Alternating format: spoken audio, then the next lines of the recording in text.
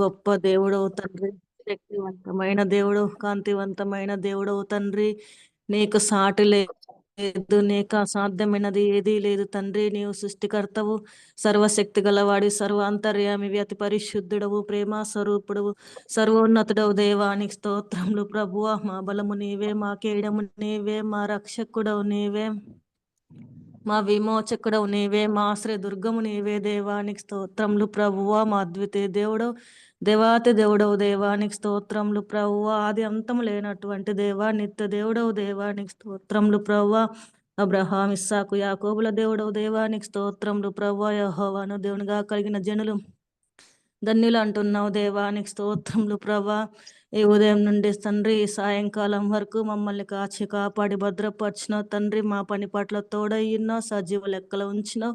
కేవలం నీ కృప, నీ కరుణ, నీ దయ, నీ ప్రేమే ప్రభా. వందనాలు, స్తోత్రాలు ప్రభా. కొంత సమయం తండ్రి జూమ్లో మేము జాయిన్ అయ్యి ప్రభా తండ్రి, మరి వాక్యం ఏట కృప దయచేసిన దేవా స్తోత్రాలు ప్రభా తండ్రి. చేరి వచ్చిన బిడ్డలందరినీ కూడా జ్ఞాపకం చేసుకో తండ్రి. ఇంకా జాయిన్ అవని బిడ్డలు కరెక్ట్ టయానికి జాయిన్ అవట కృప దయచే తండ్రి. వాక్యం చెప్పే అంటే జ్ఞాపకం చేసుకో తండ్రి. దినదినము తండ్రి వాక్యం ద్వారా, పాటల ద్వారా తండ్రి, సాక్షుల ద్వారా తండ్రి ఈ జూమ్ కార్యక్రమం నడిపిస్తున్నందుకై వందనాలు, స్తోత్రాలు తండ్రి. ప్రశీలమైన మేము కూడుకొని తండ్రి ఎవరిళ్ళల్లో వాళ్ళం ఉండొచ్చు, కానీ ఒకే సావాసం, ఒకే విశ్వాసంతో కూడుకొని ప్రార్థించుకొని వాక్యం వినే కృపను దయచేస్తున్నందుకే వందనాలు, స్తోత్రాలు తండ్రి. ఈ పరిచయం నిండరుగా దీవించు తండ్రి. ఆగిపోకుండా సాగిపోతున్నందుకై, కొనసాగిస్తున్నందుకై వందనాలు, స్తోత్రాలు ప్రభా.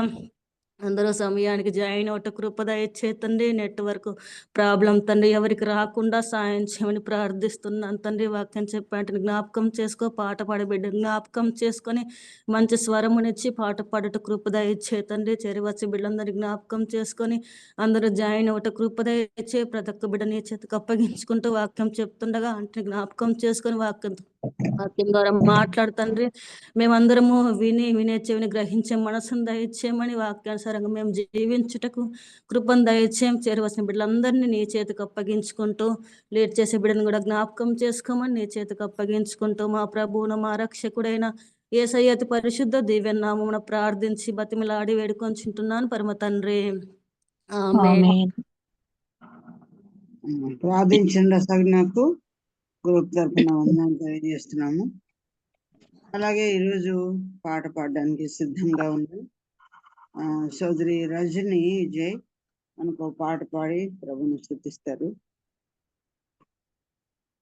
ప్రభువైన యేసుక్రీస్తు నామంలో చేరొచ్చిన అందరికీ నా వందనాలు తెలియజేస్తున్నాను. పాట పాడుకొని దేవుని నామాన్ని స్తుతిస్తాం.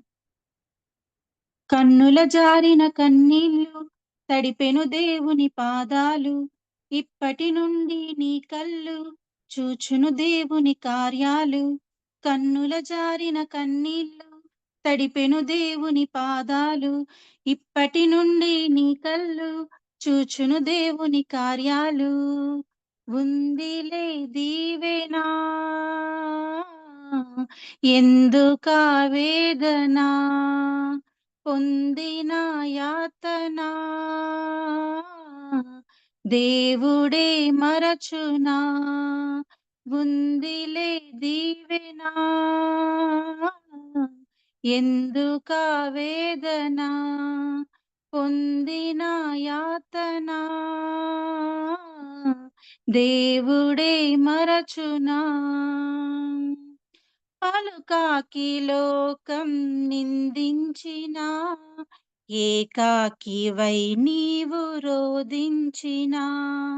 పలుకాకి లోకం నిందించిన, ఏకాకివై నీవు రోదించిన.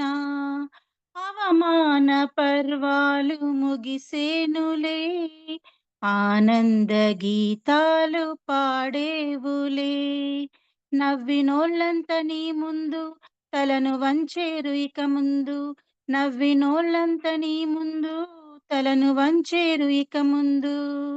ఉందిలే దీవెనా ఎందుకా వేదనా, పొందిన యాతనా దేవుడే మరచునా ఉందిలే దీవెనా ఎందుకా వేదన పొందిన యాతన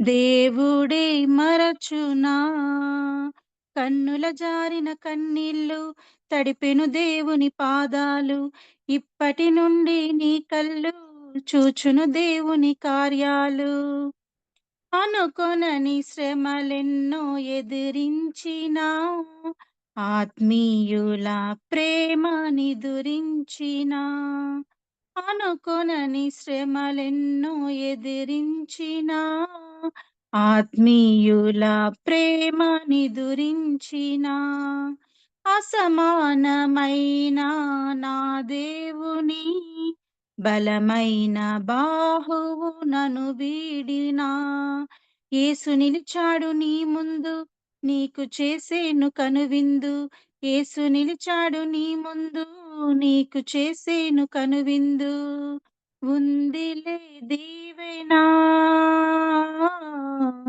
ఎందుకా వేదన పొందిన యాతన దేవుడే మరచునా ఉందిలే దీవెనా ఎందుకా వేదన పొందిన యాతన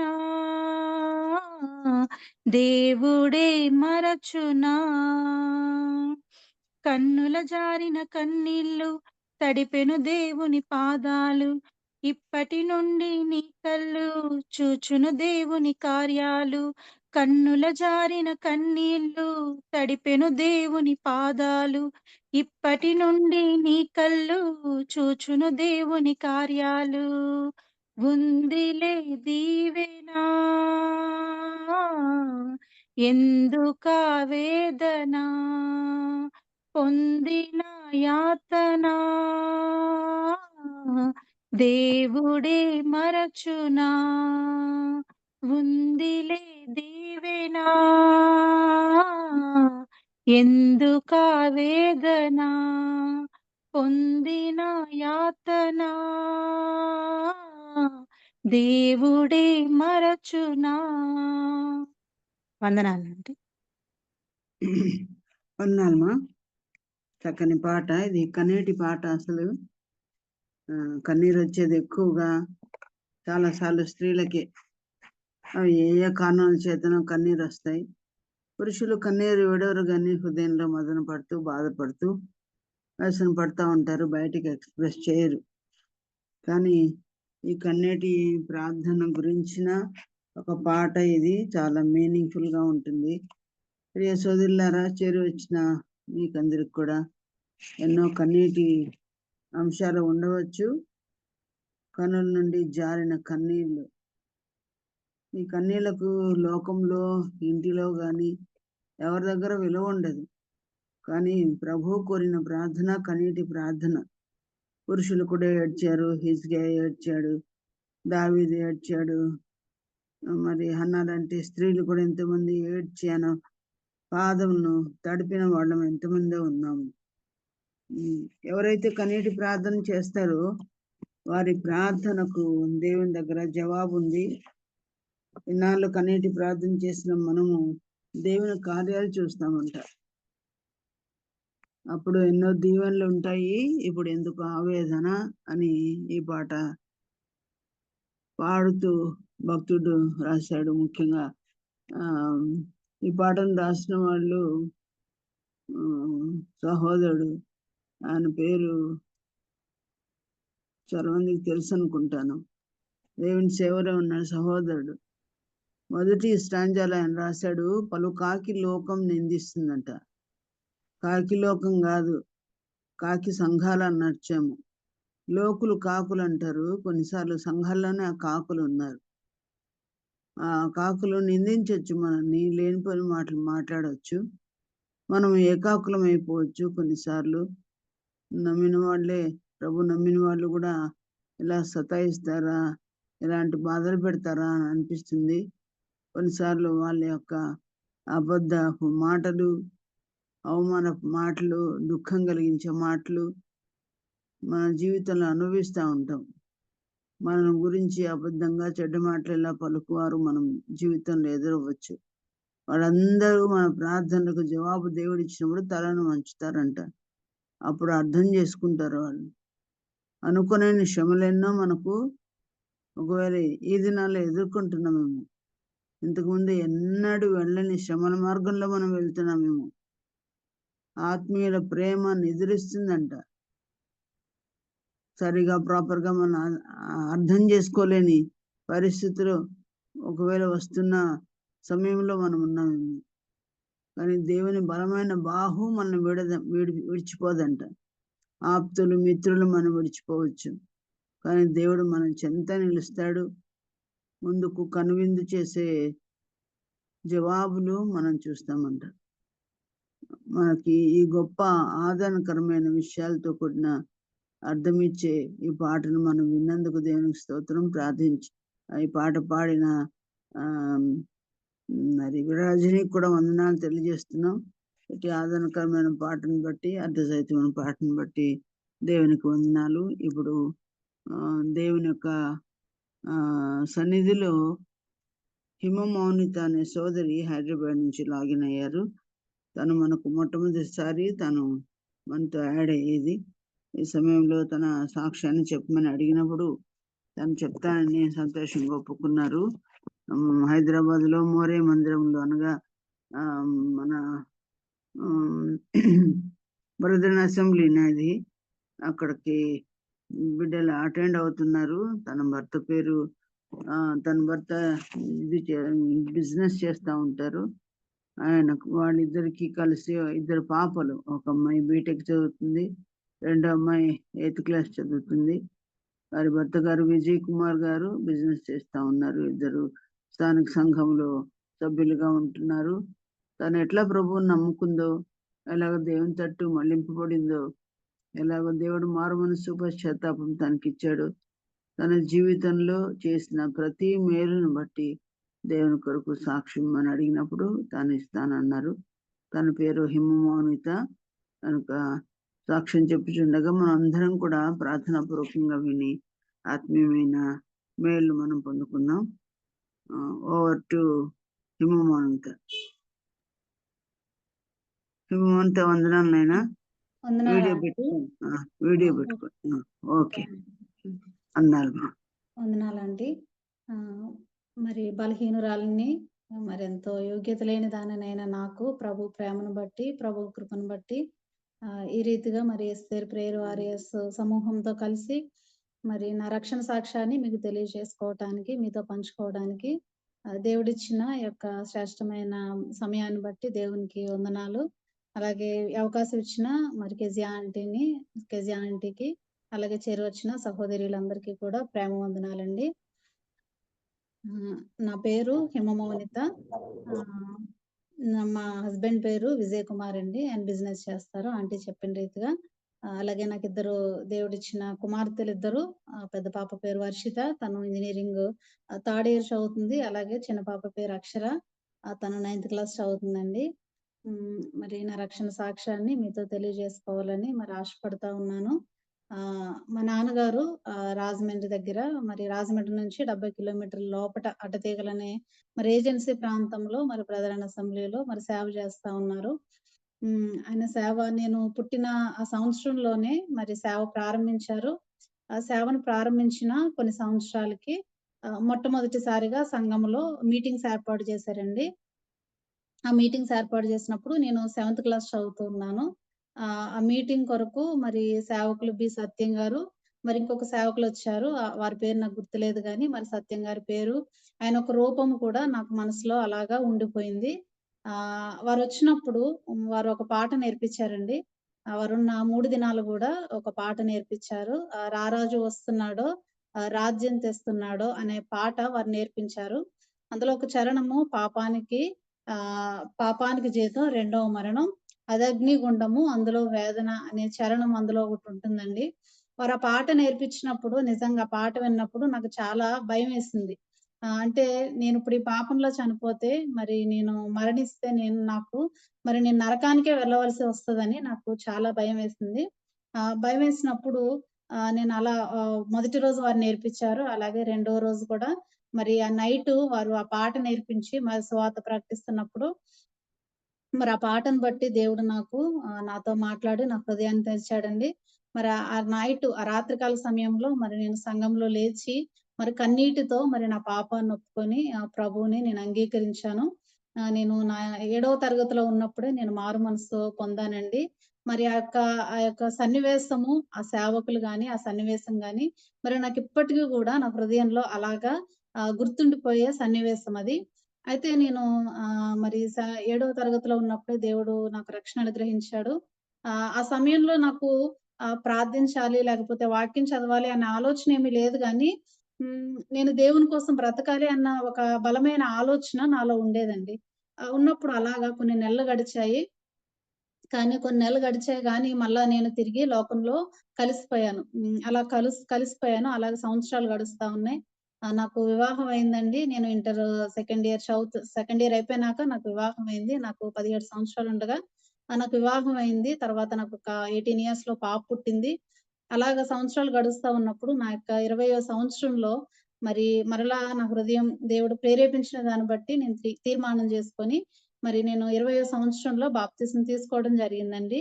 మరి నేను అడ్డతీగలు అంటే మా ఊర్లో ఉన్నప్పుడు నేను దేవునికి సమీపంగా ఉండేదాన్ని. మరలా తిరిగి హైదరాబాద్ వచ్చినప్పుడు ఇక్కడ నాకు సరైన సహవాసం లేక దేవునికి నేను దూరస్తురాలుగా ఉండేదాన్ని. నేను బాప్తిసం తీసుకున్నాను. దేవుడిని ఆరాధిస్తా ఉన్నాను గానీ భక్తి జీవితంలో నేను సరిగా లేనండి. నేను కొంత నిర్లక్ష్యాన్నే కలిగున్నాను. నేను రక్షించబడ్డాను. ప్రభువుని ఆరాధిస్తా ఉన్నాను. నన్ను చూచిన వారందరూ కూడా ఈమె సేవకుల కుమార్తె చక్కగా దేవుని సన్నిధికొస్తా ఉంది. దేవుణ్ణి ఆరాధిస్తా ఉంది. మంచి భక్తి కలిగి ఉంది అని చూసేవారు అనుకునేవాళ్ళు. అంటే పై విషయాన్ని వాళ్ళు చూస్తారు గదండీ! మరి పైన కనిపిచ్చే దాన్ని బట్టి చాలా భక్తి జీవితాన్ని కలిగుంది అనుకునేవాళ్ళు. కానీ లోపట నా ఆత్మీయ స్థితి ఏ రీతిగా ఉందో దేవుడు మాత్రమే ఎరిగిన వారం కనుక నా ఆత్మీయ స్థితిని బట్టి నేనెప్పుడు గూడా అనుదినము నా మనస్సాక్షి నన్ను గద్దిస్తా ఉండేది. "నువ్వు ఇలాగున కాదు జీవించవలసింది. ప్రభువులో జీవించాలి. ప్రభు కొరకు జీవించాలని" నా మనస్సాక్షి ఎప్పుడు గూడా గద్దిస్తా ఉండేది. అయితే ఒకానొక దినమున ఒక సేవకులు మాట్లాడుతూ దేవుడు వ్యభిచారినైనా క్షమిస్తాడు గానీ వేషధారిని క్షమించడు అని వారు వాక్యం చెప్తుండగా, ఆ మాట పలికినప్పుడు నేను ఎంతో భయం వేసింది ఆ మాట విన్నప్పుడు. అంటే నేను సరిగా భక్తి జీవితం లేకుండానే చూసే వాళ్ళకైతే నేను భక్తిపరురాల్లా కనిపిస్తా ఉన్నాను. అంటే నేను కూడా ఒక వేషధారినిగా జీవిస్తున్నాను అన్న మాట నాకు అర్థమయ్యి, "ప్రభువా నేను ఇలాగ జీవించకూడదు. ఇలాగ జీవిస్తే నువ్వు క్షమించనంటున్నావు గదా! నాలో బలహీనతలున్నాయి ప్రవ్వా. వాటినైతే నాకు నేను జయించలేకపోతా ఉన్నాను. వాటి నుంచి బయటికి రావాలని ఆశ నాకుంది గానీ, మీలో పరిపూర్ణంగా జీవించాలని ఆశ నాకుంది గానీ, వాటిలో నుంచి నేను బయటికి రాలేకపోతా ఉన్నాను. మీరే నాకు సహాయం దయచేయండని ప్రభు పాదాలు పట్టుకొని ప్రభువుకు ప్రార్థన చేసినప్పుడు, వాక్యం చదివినప్పుడు అనేక వాక్య భాగాల ద్వారా ప్రభు నన్ను నా బలహీనతల నుంచి ప్రభు విడిపించాడండి. కీర్తనలు 24వ అధ్యాయము 4వ వచనంలో వ్యర్థమైన దాని యందు మనస్సు పెట్టకము అనే వాక్యం ద్వారా ప్రభు నాతో మాట్లాడినప్పుడు నేను దేవునికి కాకుండా వేరే ఏ విషయాలకు ప్రయారిటీ ఇస్తా ఉన్నానో వాటన్నిటిని విడిచిపెట్టి దేవునిలో జీవించడానికి అలాగే సామెతల గ్రంథం 4వ అధ్యాయము 23వ వచనం నుండి 27వ వచనం వరకు కూడా దేవుడు నాతో మాట్లాడాడండి. చూపు విషయంలో, మాట విషయంలో, నడవడిక విషయంలో, ప్రవర్తన విషయంలో, హృదయం విషయంలో అన్ని విషయాలలో కూడా కుడికైనను, ఎడమకైనను తిరగకుండా ఉండమని ప్రభు నాతో మాట్లాడినప్పుడు మరి ఒక్కొక్కటిగా ప్రతి బలహీనతను విడిచిపెట్టి ప్రభువులో స్థిరంగా బలంగా జీవించడానికి దేవుడు కృప చూపాడండి. ఒకప్పుడు సరిగా ఆత్మీయంగా నేను సరిగా లేనప్పుడు అన్నీ కలిగున్న అంటే కుటుంబం ఉంది, బిడ్డలున్నారు. ఉన్నప్పటికీ కూడా హృదయంలో సంతోషం ఉండేది కాదండి. ఎప్పుడూ ఒక పక్కన ఒక బాధుండేది. ప్రభువులో జీవించలేకపోతా ఉన్నాను నేను. సరైన భక్తి జీవితం లేదు నాకని ఎప్పుడూ బాధగా ఉండేది. కానీ ఇప్పుడైతే ప్రభు కృపను బట్టి ఎలాగున ప్రభువులో ఆనందించడానికి ఆత్మతో, సత్యంతో ప్రభువుని ఆరాధించడానికి, ప్రభువునందు అతిశయించడానికి దేవుడు కృప చూపి ఆయనలో స్థిరపడి ఆయనలో బలంగా జీవించడానికి దేవుడు నన్ను నడిపిస్తా ఉన్నాడండి. ఆయన చూపిన కృపను బట్టి, మరి ఆయన చూపిన దయను బట్టే ఈ రీతిగా నేను ప్రభువులో నిలబడి మరి స్థిరంగా ఉండడానికి కేవలము ఆయన కృపేనండి. ఆయన సత్యమేనండి. అందును బట్టి దేవునికి ఎంతో నేను రుణస్థురాలనై ఉన్నానండి. ఇది నా యొక్క రక్షణ సాక్ష్యం.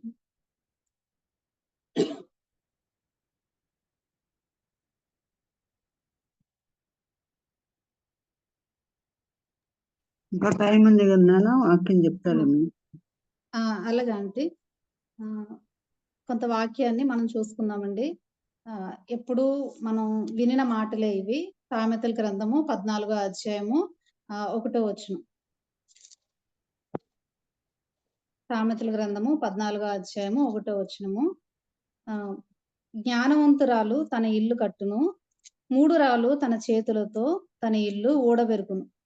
ఇవి మనం చాలా సార్లు చాలా సేవకురాల ద్వారా, చాలా సేవకుల ద్వారా మనం వినిన మాటలేనండి. మరి ప్రభువు నన్ను ప్రేరేపించిన విధానం బట్టి, ప్రభు నాకు ఇచ్చిన తలంపులను బట్టి మరి కొన్ని అంశాలు మీతో పంచుకోవాలని ఆశపడుతూ ఉన్నాను.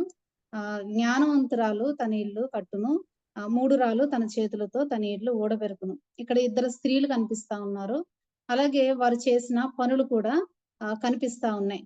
మరి ఇక్కడ జ్ఞానవంతురాలైన స్త్రీ తన ఇల్లు కట్టుకునే స్త్రీగా, మూఢురాలైన స్త్రీ తన ఇల్లు ఊడబెరుకునే స్త్రీగా మనకు కనిపిస్తా ఉంది. ఇక్కడ ప్రాముఖ్యంగా 2 సార్లు వ్రాయబడిన మాట ఇల్లు అనే మాట వ్రాయబడి ఉంది. అయితే ఇల్లు అంటే ఒక 3 భాగాలుగా, ఇంటిని మనం 3 భాగాలుగా విభజించినట్టయితే మొట్టమొదటి ఇల్లు అనేది మనం చూద్దామండి. కొరింథీయులకు రాసిన 2వ పత్రిక 5వ అధ్యాయము 1వ వచనము. కొరింథీయులకు రాసిన 2వ పత్రిక 5వ అధ్యాయము 1వ వచనం.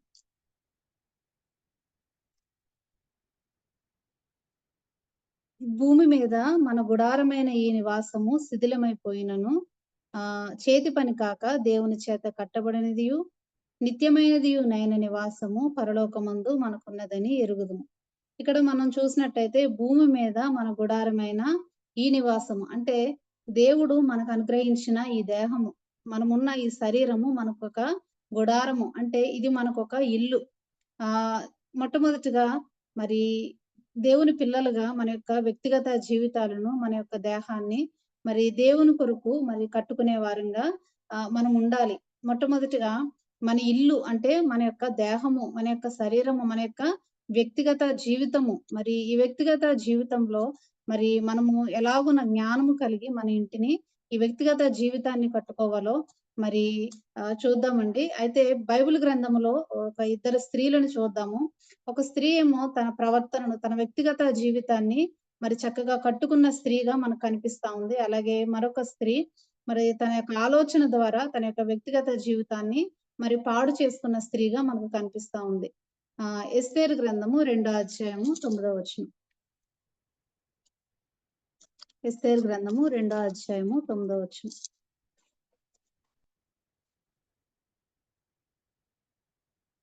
ఇక్కడ ఎస్తేరు గురించి మనకందరికీ తెలుసండి. 2వ అధ్యాయము 9వ వచనము. ఆ చిన్నది అతని దృష్టికి ఇంపైనది కనుక ఆమె అతని వలన దయ పొందెను. అలాగే 15వ వచనం కూడా మనం 16వ వచనం మనం చూసినట్టయితే ఎస్తేరు చూచిన వారికి అందరికీ ఆమె యందు దయ పుట్టెను. అలాగే 17వ వచనం కూడా మనం చూసినట్టయితే స్త్రీలందరికంటే రాజు ఎస్తేరును ప్రేమించెను, కన్యకలందరికంటే ఆమె అతని వలన దయాదాక్షిణ్యములు పొందెను.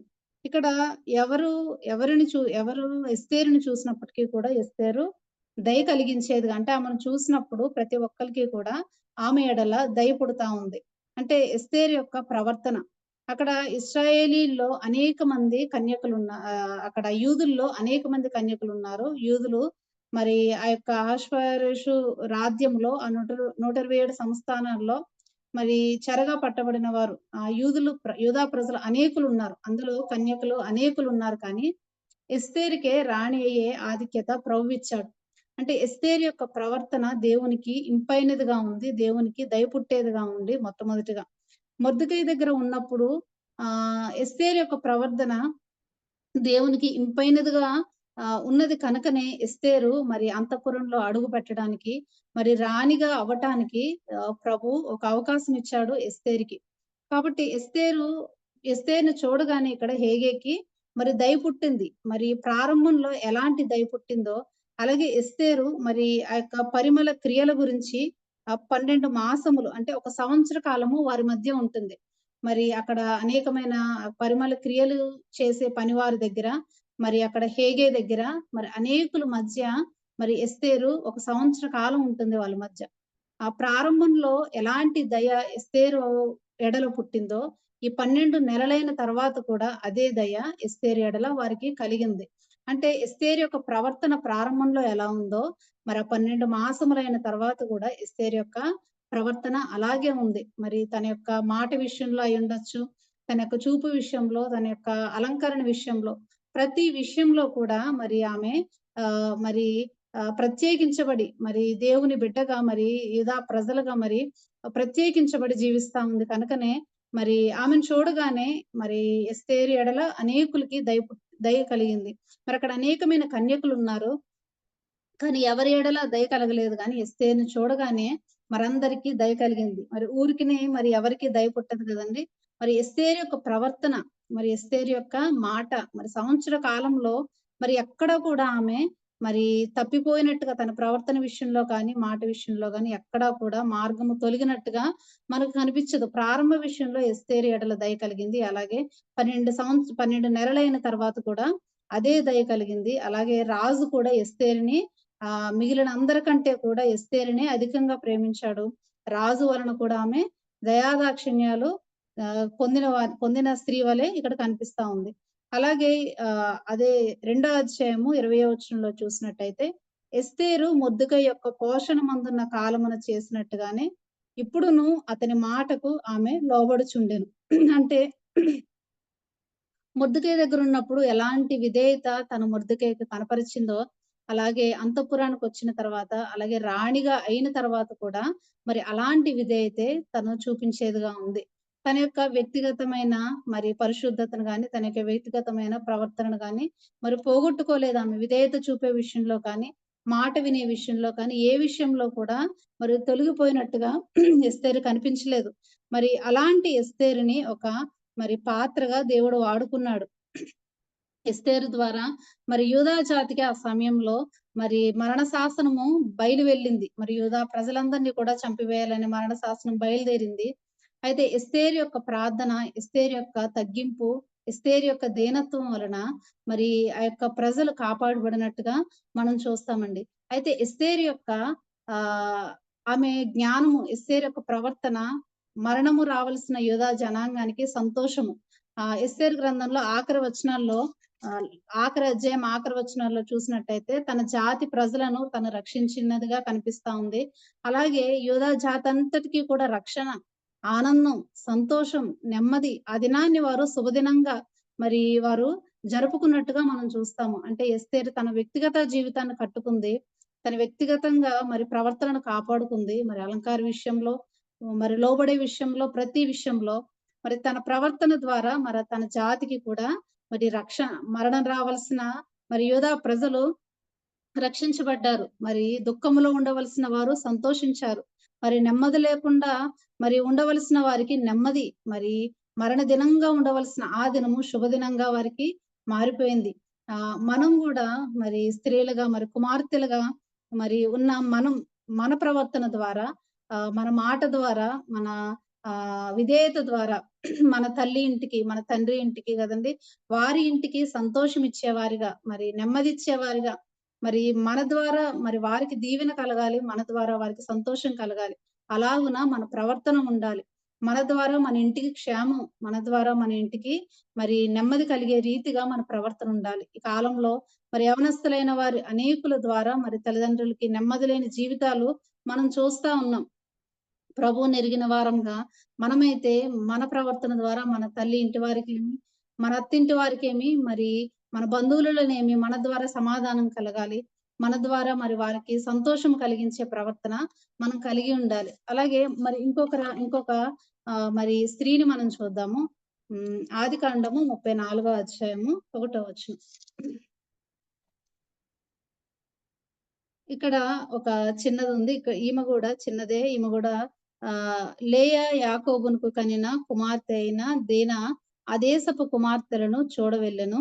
ఆ దేశమునేలిన హివ్వీయుడైన ఆమేరు కుమారుడగు షేకెము ఆమెను చూచి ఆమెను పట్టుకొని ఆమెతో సైనించి ఆమెను అవమానపరిచెను. ఇక్కడ మనం చూసినట్టయితే మరి దీనా గురించి కూడా మనకి ఎన్నో విషయాలు తెలుసు.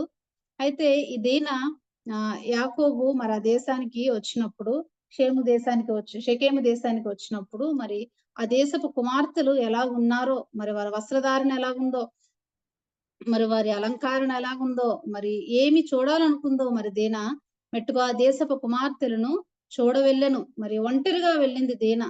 మరి చూడాలని అనిపించినప్పుడు మరి తండ్రికి చెప్పవలసింది, లేదా మరి ఎంతో మంది అన్నలు తనకున్నారు, వారి అన్నలకు తెలియజేయవలసింది, వారి అన్నల్ని తోడుగా తీసుకెళ్లవలసింది. కానీ తనకి చూడాలనిపించింది, వెంటనే ఆమె ఆ దేశానికి వెళ్ళింది, చూడడానికి వెళ్ళింది.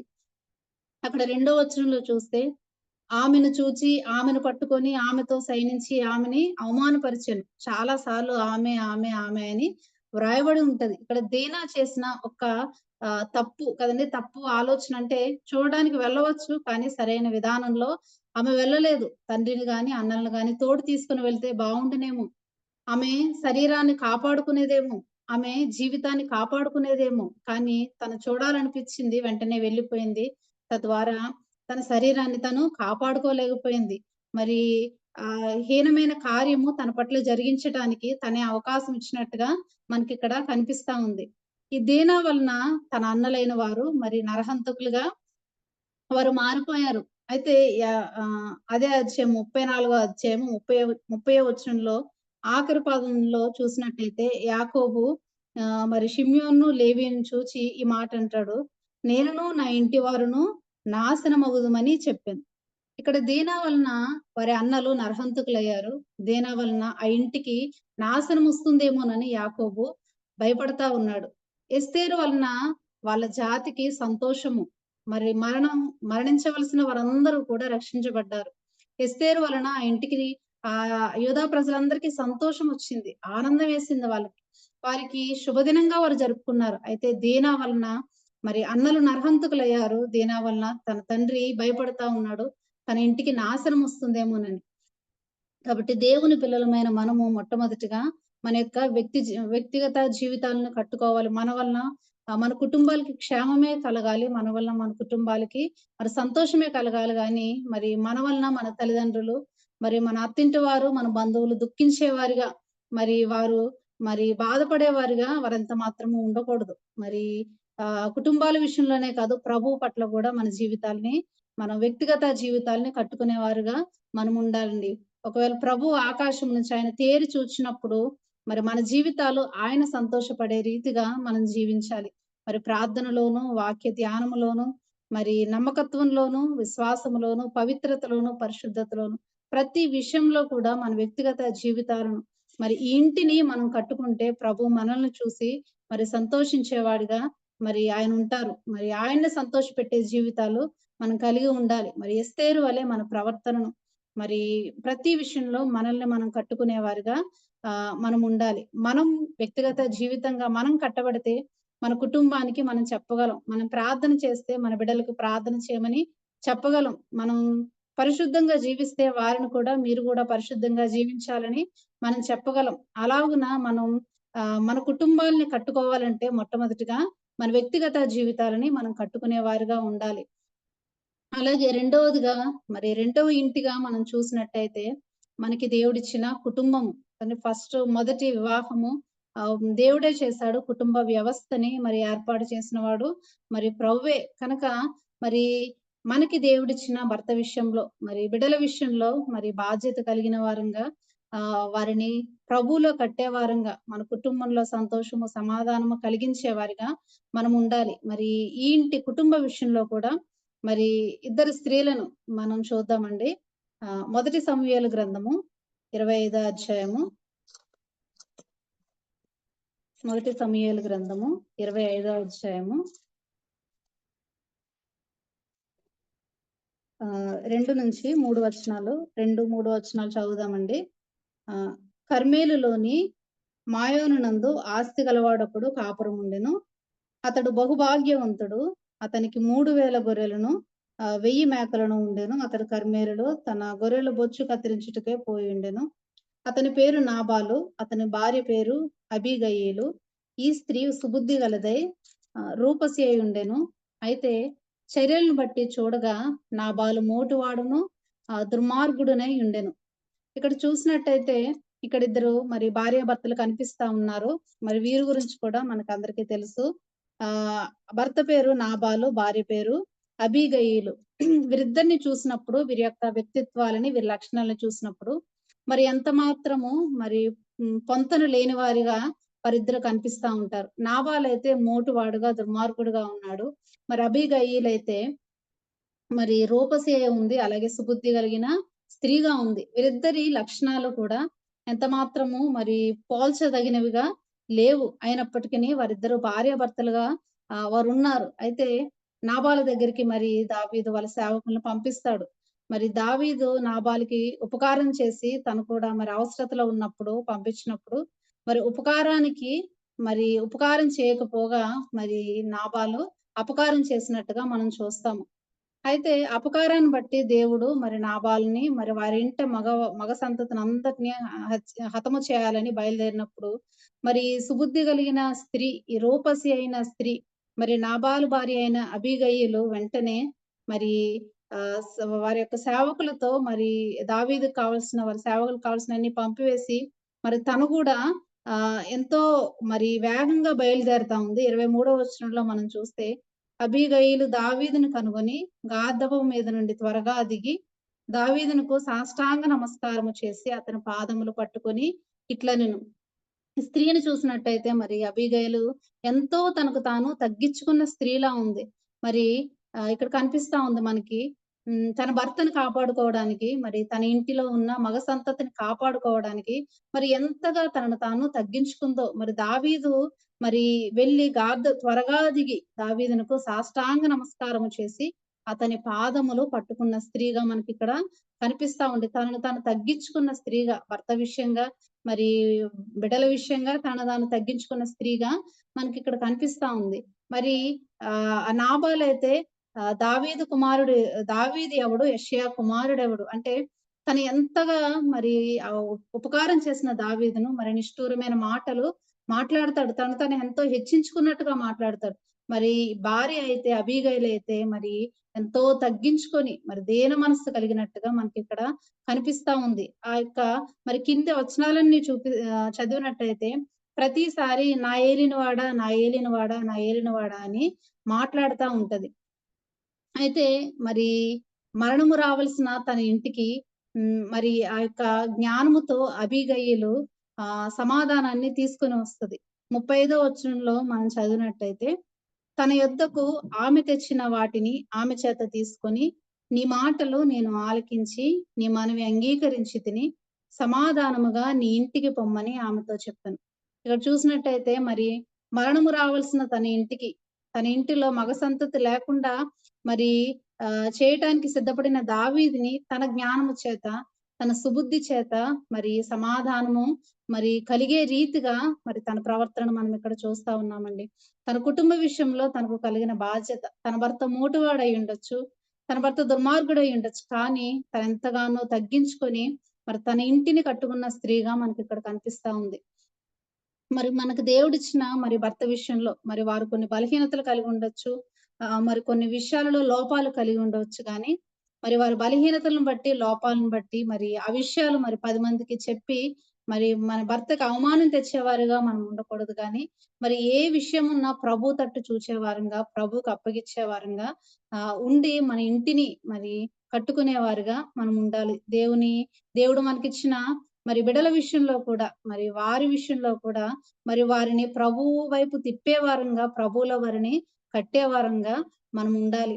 మరి ఈ అబీగయీలు జ్ఞానము ద్వారా మరి తన యొక్క సుబుద్ధి ద్వారా మరణము రావాల్సిన ఇంటికి మరి సమాధానాన్ని తీసుకొని వచ్చింది. అలాగే ఇంకొక స్త్రీని కూడా మనం చూద్దామండి. మరి 2వ సమూయేలు గ్రంథము 6వ అధ్యాయము 2 సమూయేలు గ్రంథము 6వ అధ్యాయము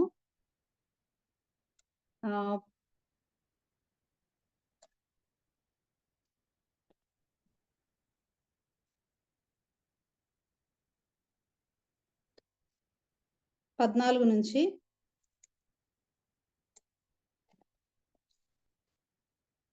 సారీ అండి, ఒక్క నిమిషము.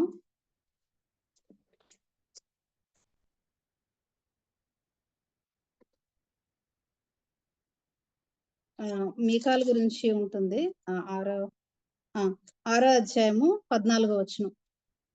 ఇక్కడ ఇది కూడా మనకు అందరికీ తెలిసిన విషయం అండి. దావీదు మరి మందసాన్ని తీసుకొని వస్తా 14వ వచనం అండి. ఎట్లనగా యెహోవా మందసమును మోయువారు ఆరేసి అడుగులు సాగగా ఎద్దు ఒకటియు క్రొవ్విన దూడ ఒకటియు వధింపబడెను.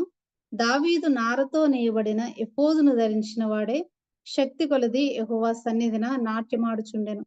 ఇలాగున దావీదును ఇశ్రాయేలీయులందరూ ఆర్భాటముతోనూ బాకానాదములతోనూ యెహోవా మందసమును తీసుకొని వచ్చిరి.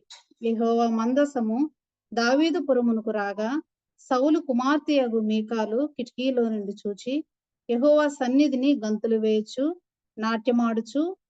నాట్యమాడుచునున్న దావీదును కనుగొని తన మనస్సులో హీనపరిచెను.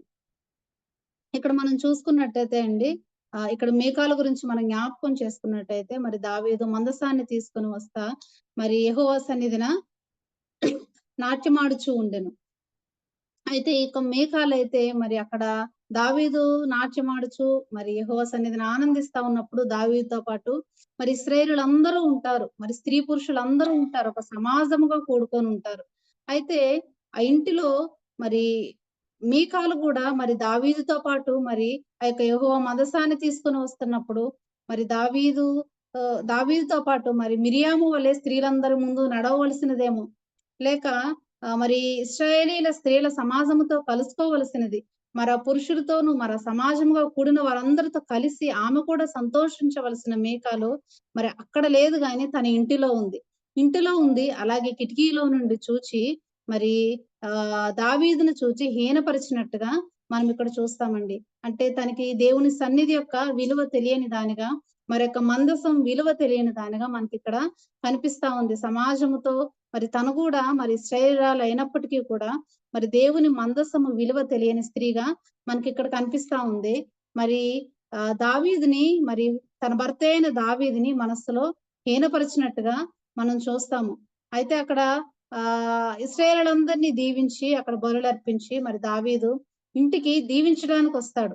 మరి తన ఇంటి వారిని దీవించడానికి వచ్చినప్పుడు మరి మీకాలు మరి తనతో మాట్లాడిన విధానమును బట్టి, మరి తన మనస్సులో తనని హీనపరిచిన విధానమును బట్టి మరి దీవించడానికి దావీదు ఇంటికి వచ్చాడు. కానీ మరి దీవెన పొందుకొనవలసిన మీకాలు ఇంటి వారు మరి మీకాలైతే శాపాన్ని పొందుకుంది. మరణము వరకు తను గొడ్రాలుగా ఉన్నట్టు మనకు కనిపిస్తా ఉంది. మరణము వరకు తను గొడ్రాలుగా ఉంది. ఎందుకని అంటే భర్తని మనస్సులో హీనపరిచింది. మరి దేవుని సన్నిధిలో మరి ఇశ్రాయేలుతో కలిసి సంతోషించవలసిన మరి మీకాలు మరి భర్తని హీనపరిచింది. దేవుడే దావీదుని హెచ్చించాడు, దేవుడు దావీదుని దీవించాడు. మరి దేవుడు దీవించిన దావీదుని మరి భర్త అయిన దావీదుని తన మనస్సులో హీనపరిచినట్టుగా మనం ఇక్కడ చూస్తామండి. మరి దీవెన పొందవలసిన మీకాలు మరి శాపాన్ని పొందుకున్నట్టుగా మనం చూస్తాం. కాబట్టి స్త్రీలమైన మనము దేవుడు మనకిచ్చిన భర్త విషయంలో, మన బిడ్డల విషయంలో మరి దేవుడు మనకిచ్చిన బాధ్యతలవి, ఆ బాధ్యతలను నెరవేర్చేవారిగా, మరి భర్త స్థితి ఎలాగున్నప్పటికీ మరి భర్తని ప్రేమించేవారిగా, గౌరవించేవారిగా, మరి గణపరిచేవారిగా మనం ఉండాలండి. మన బిడ్డల విషయంలో కూడా వారిని కూడా మనం కట్టుకునేవారుగా ఉండాలి. మొట్టమొదటిగా మన వ్యక్తిగత జీవితాల్ని మనం కట్టుకున్నట్లయితే మరి కుటుంబ విషయంలో కూడా మరి కుటుంబాన్ని కట్టుకునే జ్ఞానమును కూడా దేవుడు మనకి అనుగ్రహిస్తాడు. అలాగే 3వ ఇంటిగా మనం చూసుకున్నట్టయితే 3వ ఇల్లు, హెబ్రీలు రాసిన పత్రిక 3వ అధ్యాయము 6వ వచనం. హెబ్రీలకు రాసిన పత్రిక 3వ అధ్యాయము 6వ వచనం. అయితే క్రీస్తు కుమారుడయుండి ఆయన ఇంటి మీద నమ్మకముగా ఉన్నాడు. ధైర్యమును నిరీక్షణ వలన ఉత్సాహమును తుదమట్టుకు స్థిరముగా చేపట్టిన ఎడల మనమే ఆయన ఇల్లు. తన సంఘమే ఆయన ఇల్లుగా మనం ఇక్కడ చూస్తా ఉన్నాం. సంఘమే ఆయన ఇల్లు. సంఘములో మరి సహోదరులుగా ఒక కుటుంబముగా ఉన్న మనము మరి సంఘంలో కూడా మనకి కూడా కొన్ని బాధ్యతలు ఉన్నాయి. ఆ బాధ్యతల విషయంలో మనం కూడా మరి ఆ బాధ్యతలను నిర్వహించే వారంగా, ఆ బాధ్యతలలో మరి ఆ పనిలో, ఆ పరిచర్యలో మనం పాలు పంపులు పొందేవారిగా మనం ఉండాలి. కొంతమంది స్త్రీలని మనం చూద్దామండి. రోమిల్కి రాసిన పత్రిక 16వ అధ్యాయము, ఆఖరి అధ్యాయము. రోమిల్కి రాసిన పత్రిక 16వ అధ్యాయము.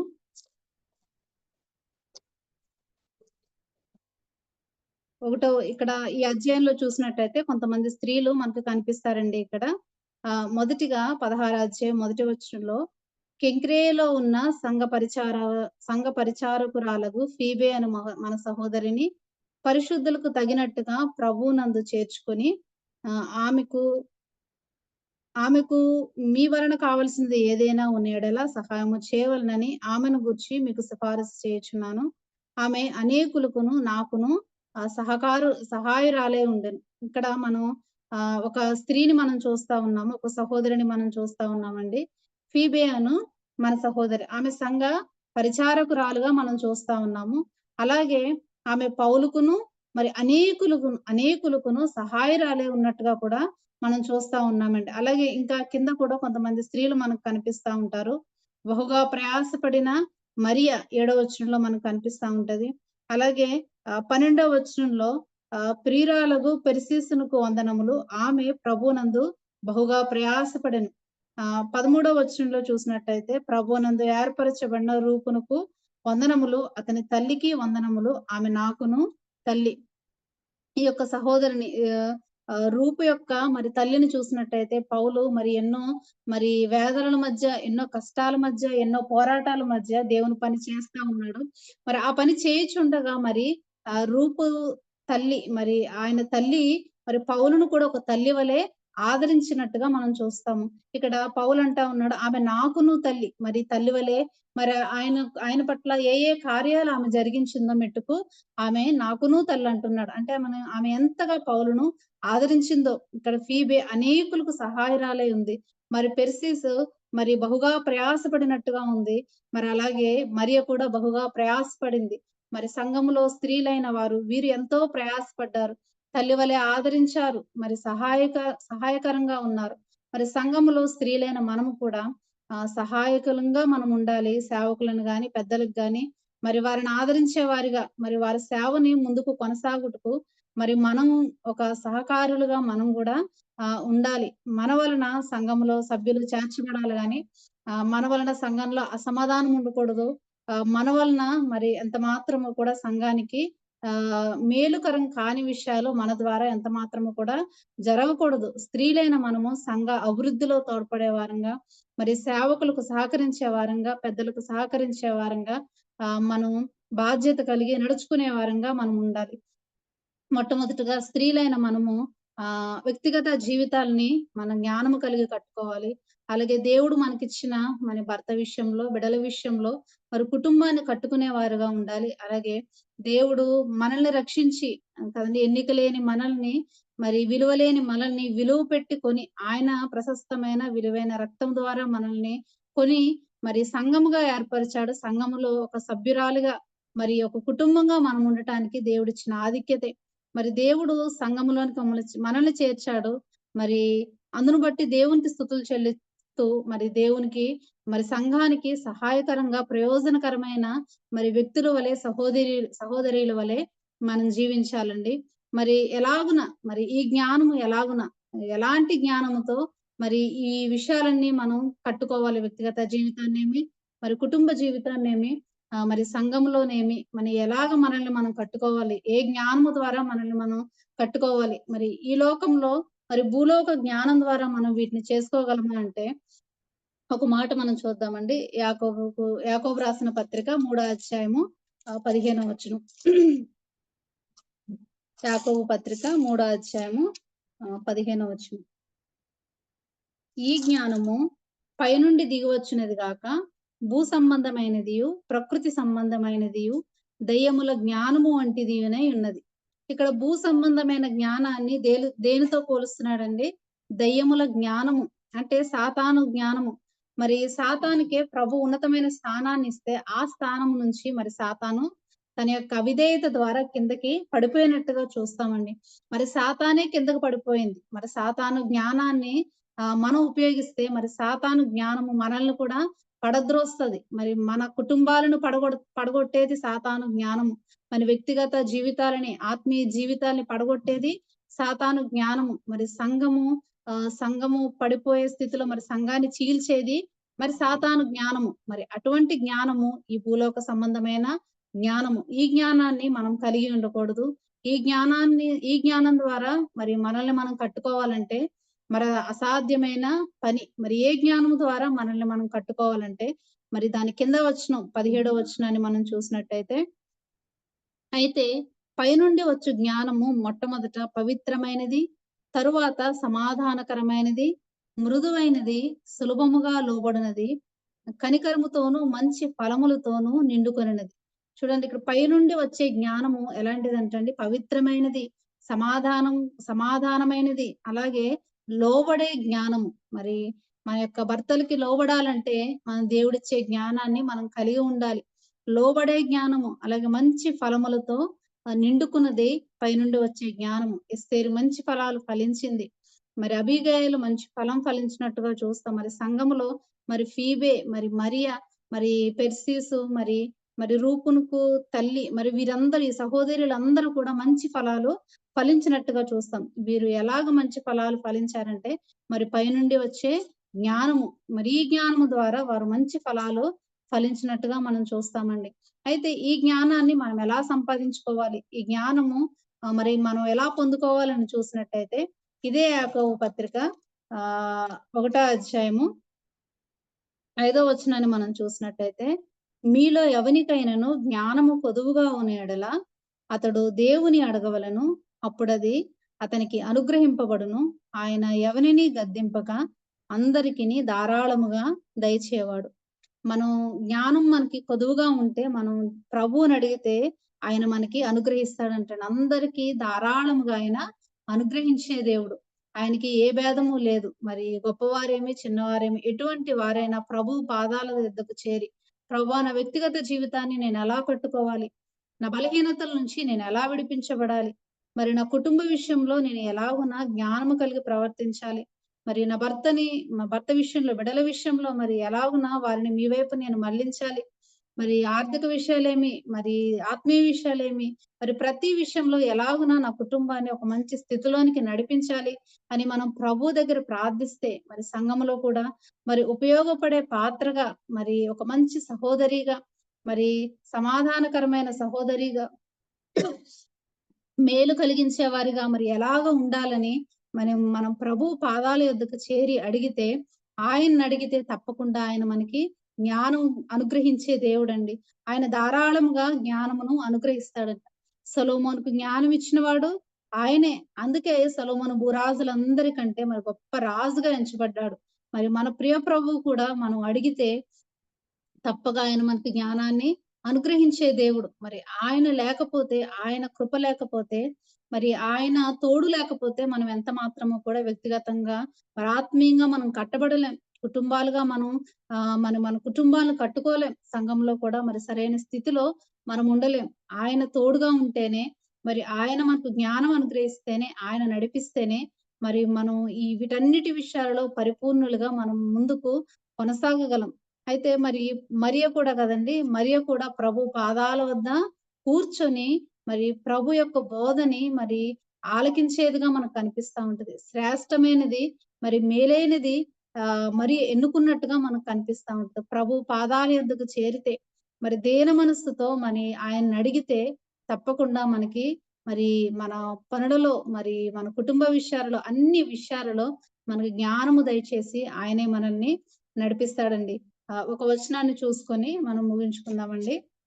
కీర్తనలు 32వ కీర్తన 8వ వచనం. కీర్తనల గ్రంథము 32వ కీర్తన 8వ వచనం.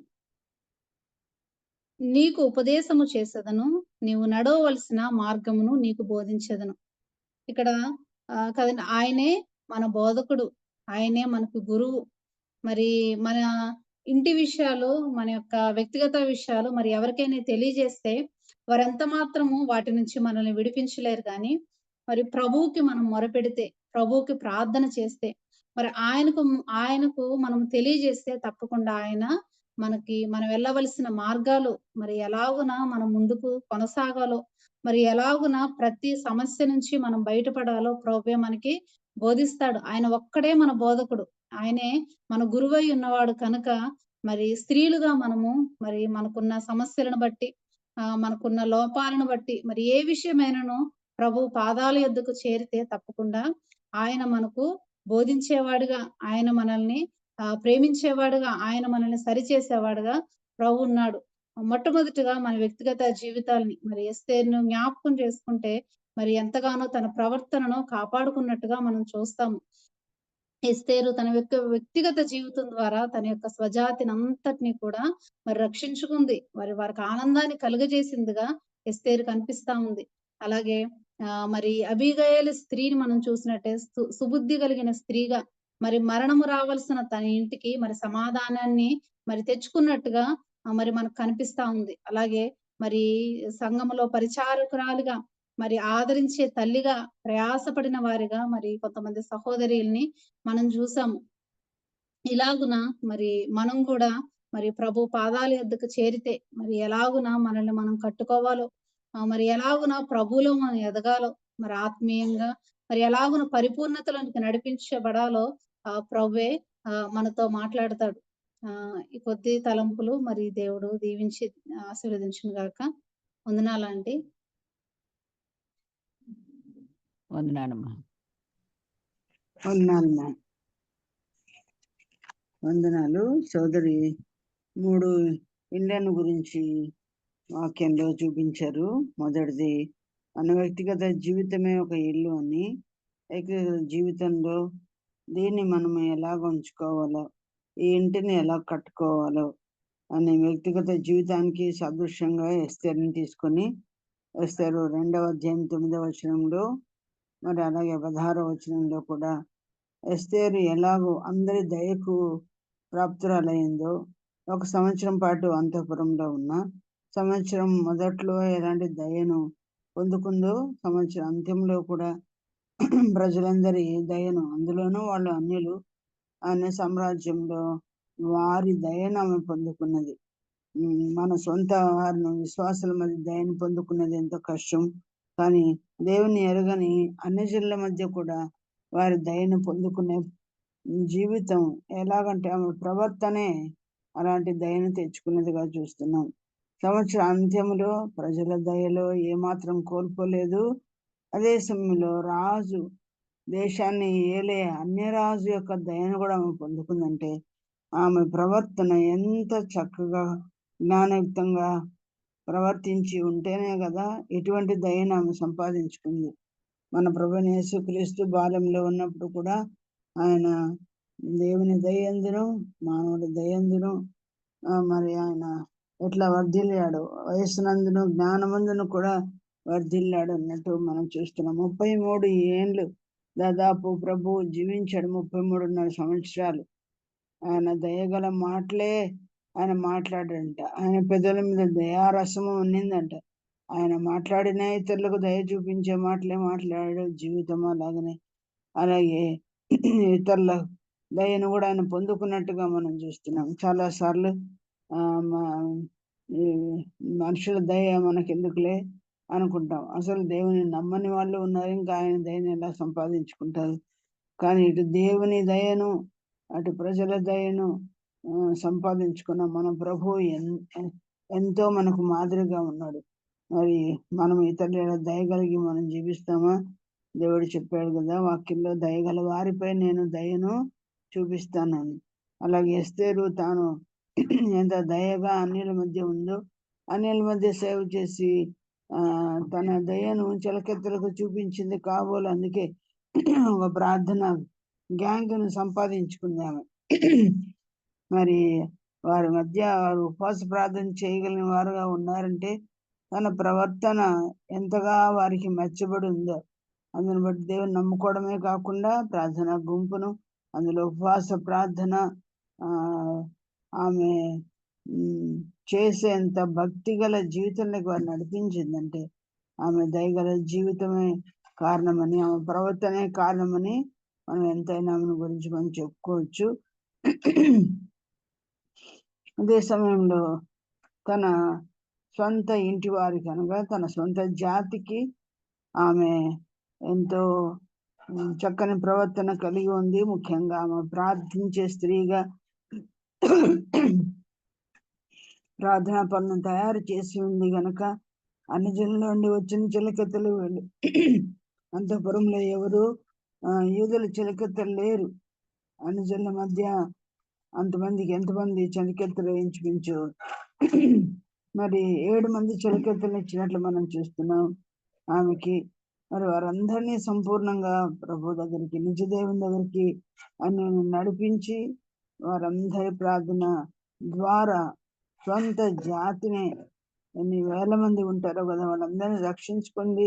హామాను ద్వారా నశించుకోవాల్సిందిగా దేవుడు ఆమె ద్వారా ఆమె ప్రార్థన జీవితం, ప్రవర్తన, దైగన జీవితం ద్వారా ఒక జాతిని ఆమె సంపాదించుకుంది. అలాగే మనము మన ఇంటి వారికి, మన చుట్టూ ఉన్న అన్ని జనులకు అందరికీ రక్షణకరంగా మనం ఉండవలసిన వారంగా ఉన్నాము. దీనికి మన ప్రవర్తన చాలా చక్కగా కాపాడుకోవాలని మనం చదువు ద్వారా విన్నాం.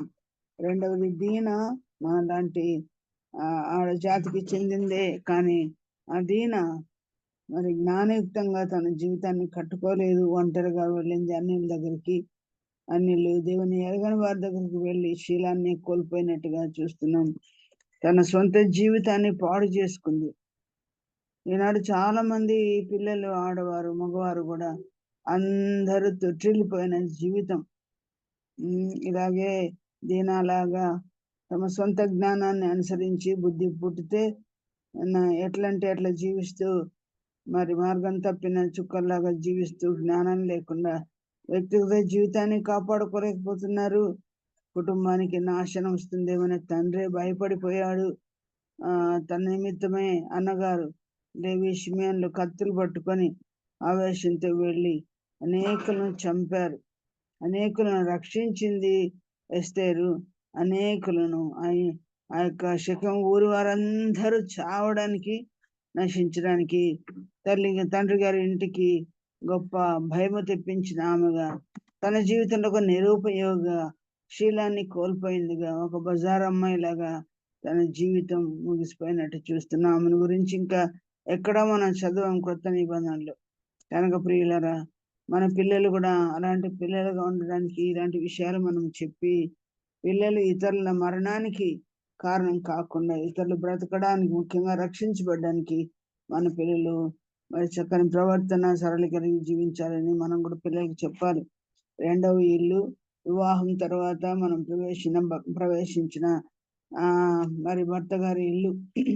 కానీ ఈ సమయంలో సమూయేలు గ్రంథంలో 25వ అధ్యాయంలో అబీగయను గురించి సిస్టర్ కోట్ చేశారు.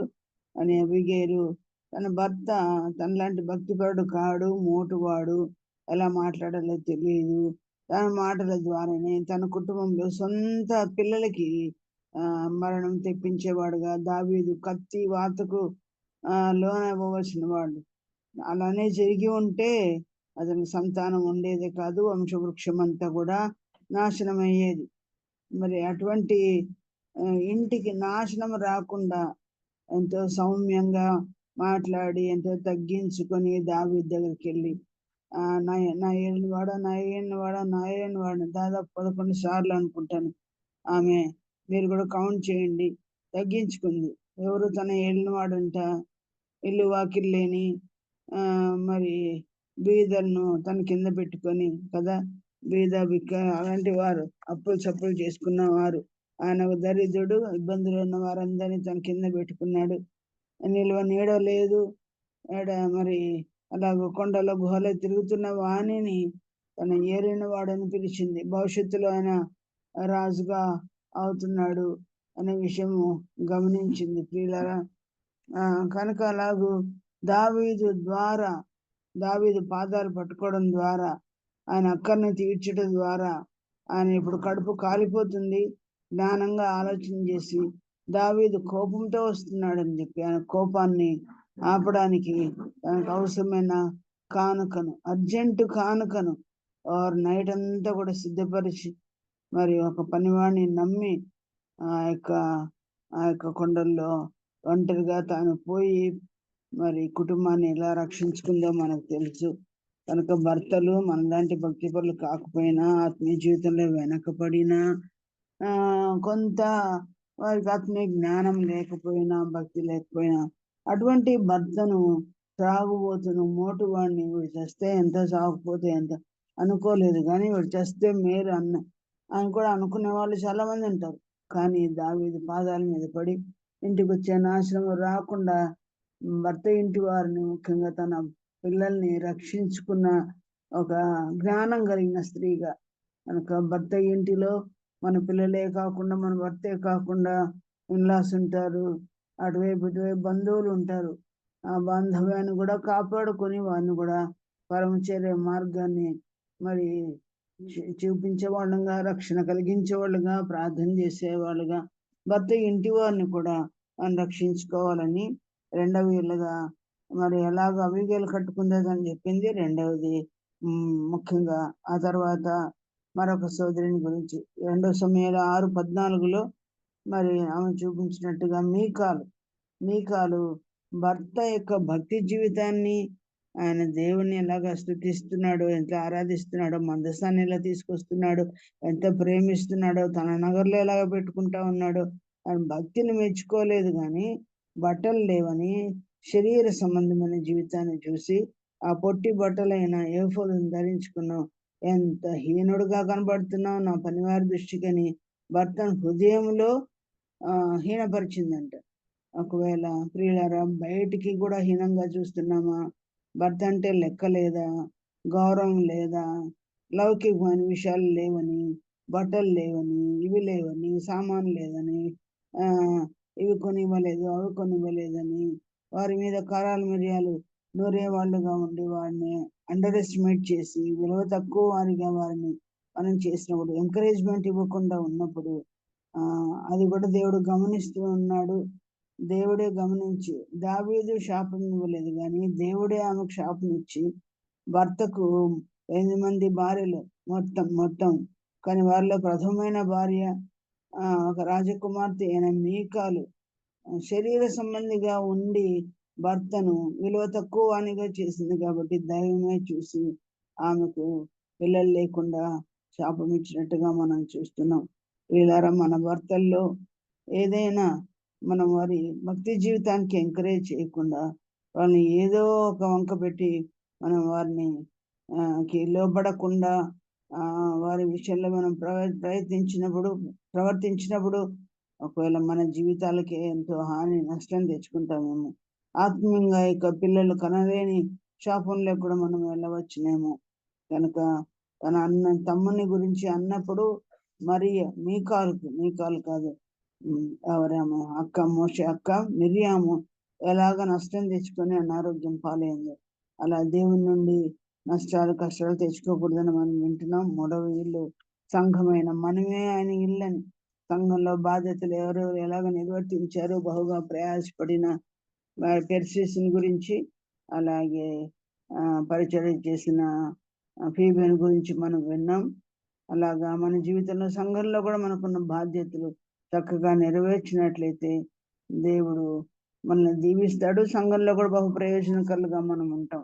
ఇలాంటి దానికి అవసరం చాలా జ్ఞానము, అది పైనుండి వచ్చే జ్ఞానం అని యాకోబు 5వ అధ్యాయంలో మనం చూసాం. జ్ఞానం కొదువుగా ఉంటే దేవుని అడగాలని చెప్తుండగా, దేవుని వాక్యం ఘోషిస్తూ ఉండగా మనం అందరం కూడా ఆ జ్ఞానమే ఏమిట్లోనూ సరైన జ్ఞానం లేని వారంగా మనం ఉంటున్నాం. కాబట్టి ప్రభువుని అడిగి పొందుకోవాలని ఈ 3 ఇళ్ళ గురించి సోదరి చెప్పి ఉండగా, అలాగూ మెట్టిన ఇంటిలో, తల్లి ఇంటిలో, సంఘమైన ఇంటిలో కూడా జ్ఞానముతోనే వీటిని మనం కట్టుకోగలము, నేర్చుకుంటున్నాం.